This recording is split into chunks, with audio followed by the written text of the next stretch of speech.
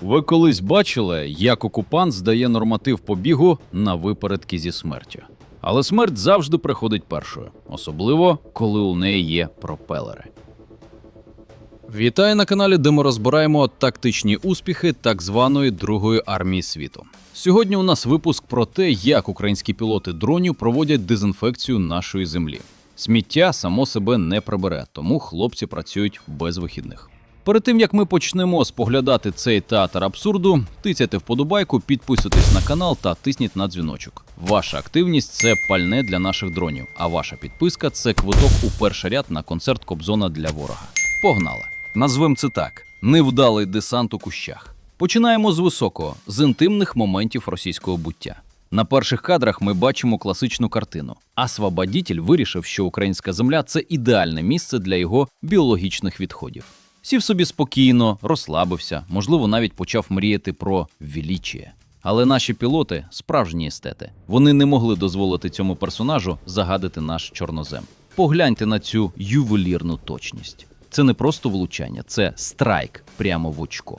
У прямому і переносному сенсах. Окупант навіть не встиг зрозуміти, чому його останній подих супроводжувався запахом пороху і власного сорому. Ось така вона, карма по-українськи. Прийшов без запрошення, отримав подарунок у найменш захищене місце. Тепер він назавжди залишиться частиною цієї посадки, хоч і в дуже розібраному стані. А далі про підвальних олімпійців. Переносимося до наступної локації. Троє атлантів, які, мабуть, вважали себе елітою спецназу, вирішили пограти в хованки. Місцем для свого останнього притулку вони обрали підвал. Логіка залізна. Бетон, темрява, безпека – так вони думали. Але для сучасного українського FPV-дрона двері – це лише формальність. Дивіться на ці героїчні рожі, що виповзають після прильоту. Це і є та сама Друга армія світу. Брудні, зачухані, з очима, в яких читається лише одне питання – за що ми тут вмираємо? Вони біжать від маленького дрона так, ніби за ними женеться вся кавалерія апокаліпсису. Хоча, по суті, так воно і є. Підвал став паскою, а їхні втеча – найкращою рекламою українських технологій. Ви бачите цю паніку? Це і є справжнє обличчя їхнього наступу.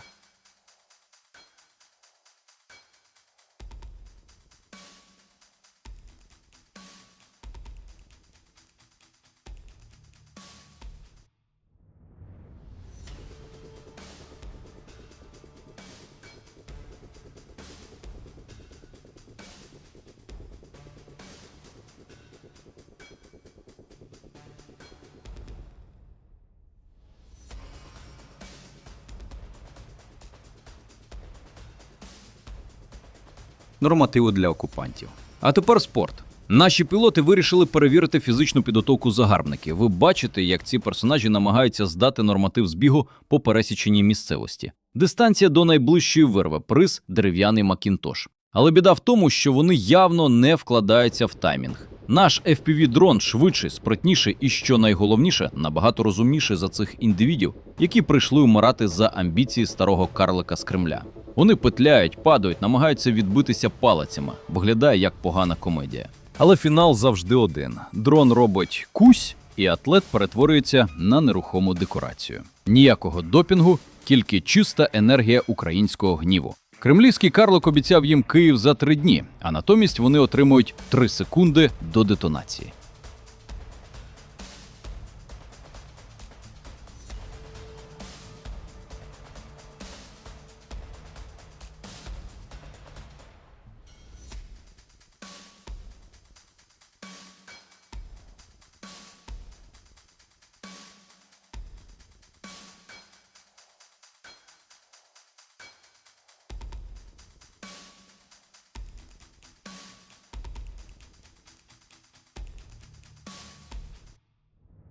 Кроти в норах.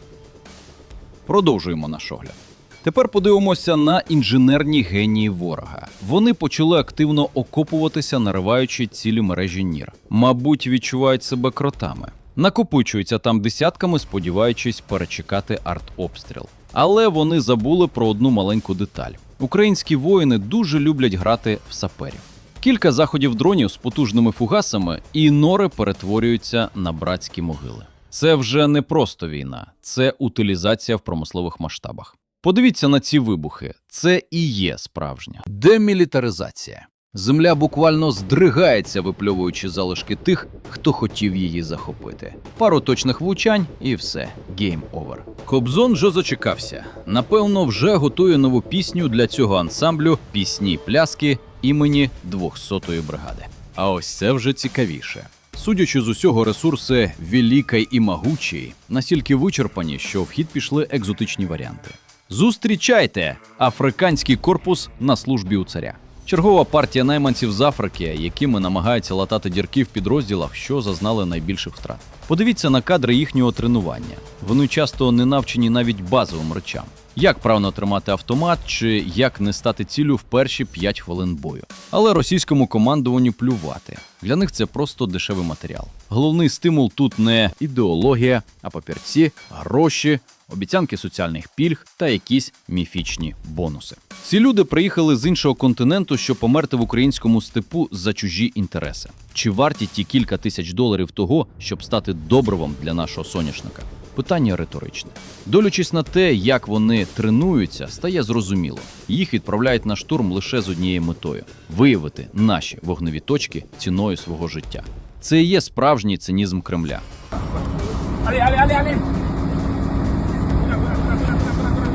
Будь ласка. Земля!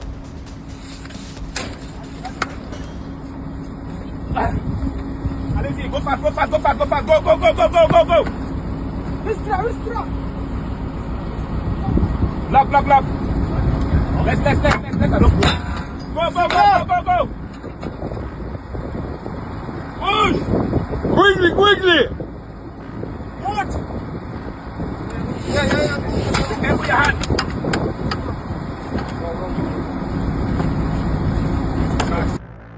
Ситуація у ворога стає дедалі яскравішою. Коли закінчуються Вагнера і мобілізовані з глибинок, доводиться вербувати тих, хто навіть снігу ніколи не бачив. Це свідчить про глибоку кризу системи. Вони можуть міняти тактику, можуть зариватися в землю чи привозити найманців з іншого краю світу. Але результат залишається незмінним. Українська армія дронів – це не просто зброя, це новий стандарт війни. Кожен ваш лайк під цим відео допомагає нам розповідати правду про те, що відбувається на фронті. Кожна підписка – це підтримка нашого інформаційного фронту.